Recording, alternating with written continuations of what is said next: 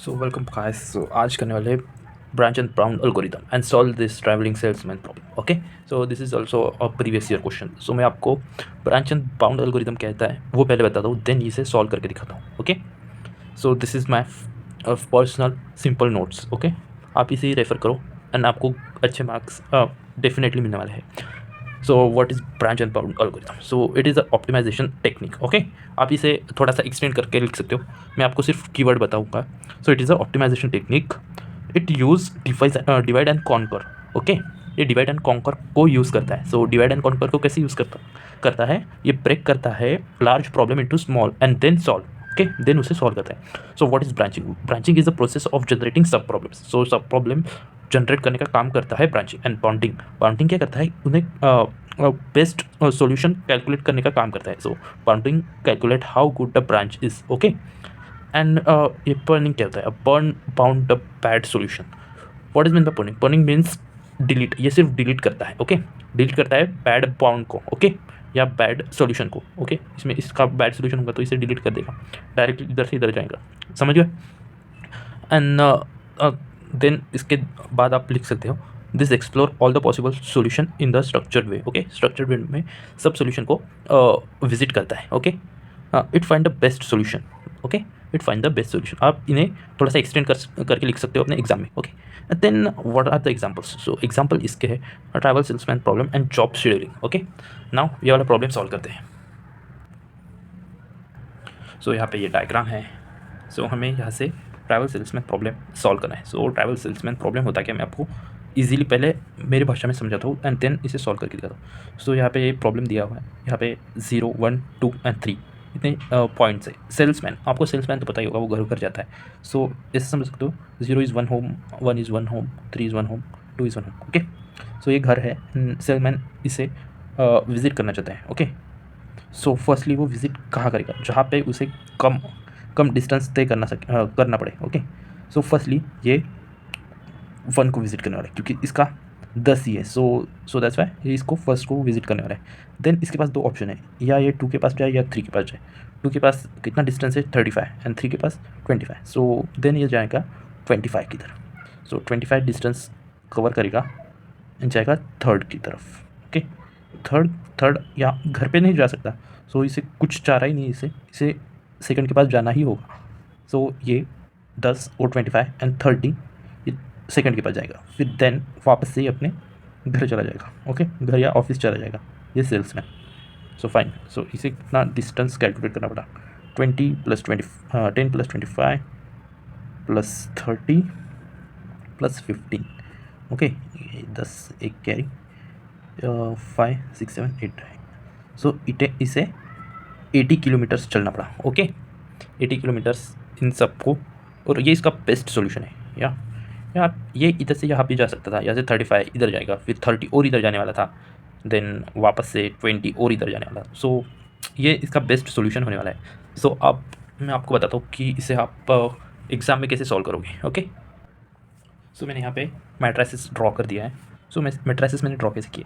Diagonal में इसे infinity दे दो and 1, 1 position. Okay, so 0 to 1, 0 to 1, 0 to 1, 0 to 1, 1 to 0, 1 to 0, 0 to 1। Okay, 0 to 1 and 1 to 0 दोनों position 10, 10। Fine, diagonal हमेशा infinity का रहने वाला है। Okay, so 1 to 0, 0 to 1। Okay fine, अब है ये 15। 15 कैसा है आप बोलोगे? So 15। Okay, 0 to 2, 2 to 0। Okay, देखो सेकेंड रो 0 कॉलम 15। ओके, ये देखो 15 0 column second row. Okay, column रो ऐसा अल्टरनेट है। ओके फाइन, समझ में आया?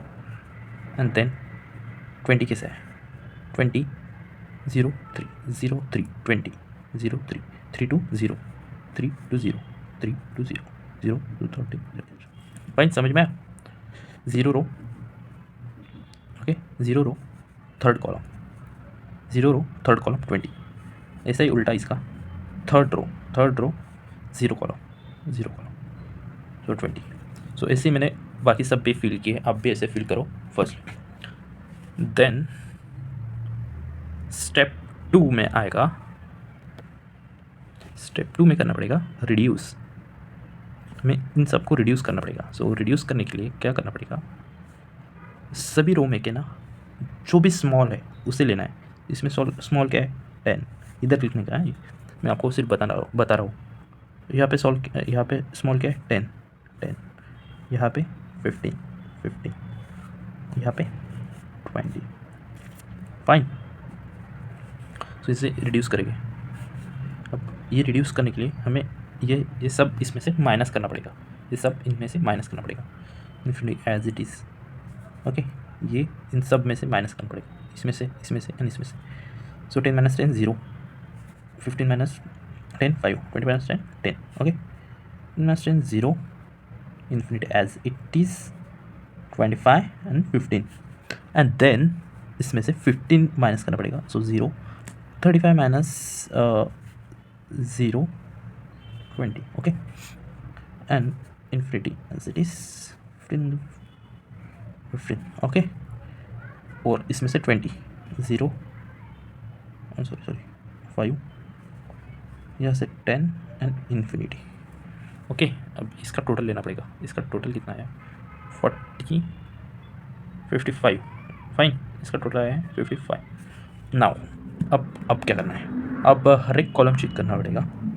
कौन सा कॉलम में 0 नहीं है, सो इसमें 0 है, इसमें भी 0 है, इसमें भी 0, इसमें नहीं है एंड इसमें नहीं है। सो इन्हें भी रिड्यूस करना पड़ेगा। इसमें से सबसे छोटा कौन सा है 5, इसमें से 10। ओके, 5 एंड 10, अब इनको भी माइनस करना पड़ेगा।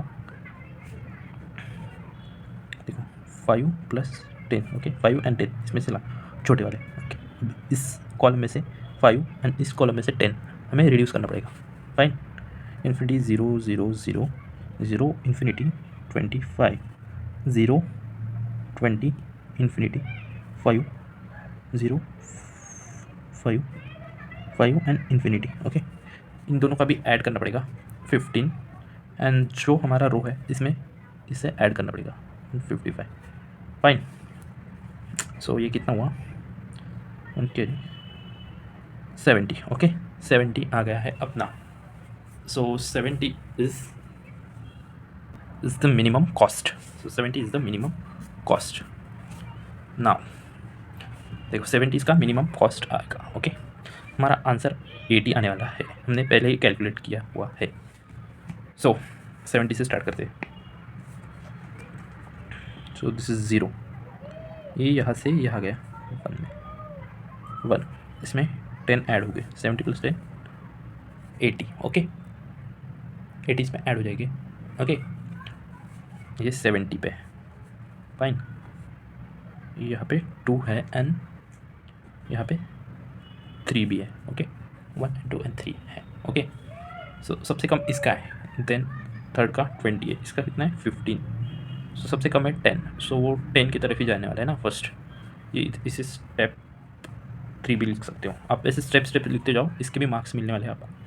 सो आप थोड़ा सा बुकिश मेथड यूज़ कर सकते हो एंड मेरी भी मेथड यूज़ कर सकते हो। मेरी मेथड से आपको वो सब ध्यान में रहने वाला है एंड बुकिश मेथड से आपको थोड़े से मार्क्स और मिलने वाले हैं। Fine, so cost for 0 to 1 पहले इतना था इनिशियल 70 + 10 80। ओके, ये 80 कॉस्ट फॉर। आप इसे स्टेप में भी लिख सकते हो या एक ही स्टेप में सब लिख सकते हो। आप एक काम करो, स्टेप में लिखो, इससे आपके मार्क्स और बढ़ने वाले हैं क्योंकि आंसर बड़ा लगने वाला है ना। एंड 2-3 पॉइंट इधर ऐड भी कर लेना आपके मन से। 0 to 2, so 70 + 15 that is 85। Okay, step 6 cost for 0 to 3, so cost for 0 to 3 is 70 + 20, that is 70 18 90। Fine, सो सबसे ऑप्टिमल कौन सा है 80, सो 80 की साइड जाने वाला है, 80 सही होने वाला है। सो इसी तरह से एक्सटेंड करना पड़ेगा। स्टेप 7, फाइन, सो 0 to 1 1 जाने वाला है, इसका 10, ओके। देन 1 2, ये 3 जाएगा या 2 जाने वाला है, सो ये जाएगा 2 पे, ओके। इसका कॉस्ट कितना है 20, सो दैट्स वाई इसका मिनिमम कॉस्ट है तो 2 में। स्टेप 8, आप यहाँ पे कुछ ना कुछ लिखो, ओके, इससे आपकी मार्क्स बढ़ने वाले हैं, so that's why. And then 0 1, then जाएगा 3 के पास, 3 से और इसको कौन से रास्ते हैं, 2 का ही रास्ता है, ओके। ये फिर 2 के पास, ओके, 0 2 के पास जाने वाला है, ओके। 2 पे 30, ओके, 30 और ऐड होने वाला है, फाइन। यार थोड़ी सी जगह की कमी है। देन स्टेप 9, ओके, मैं डायरेक्टली 3 से ड्रॉ करता हूँ, ओके। बाकी स्टेप यहाँ पे 3 से ये 2 तक गया था पिछले स्टेप में, फाइन। आप यहाँ पे कुछ ना कुछ लिखो, ओके। देन 2 से कहाँ जाने वाला है, 2 से जाने वाला है वापस से 0, ओके, 0, तो 0 जाएगा, इसका कितना होगा 15, फाइन, इससे 15 हो जाने वाला है। तो इसका ओवरऑल आंसर स्टेप 10 में लिखते हैं, सो 70 plus 10 plus 20 plus 30 plus 15, okay. कितना हुआ 70 80 90 100, कितना हुआ ये 100 100 145, ओके, फाइन।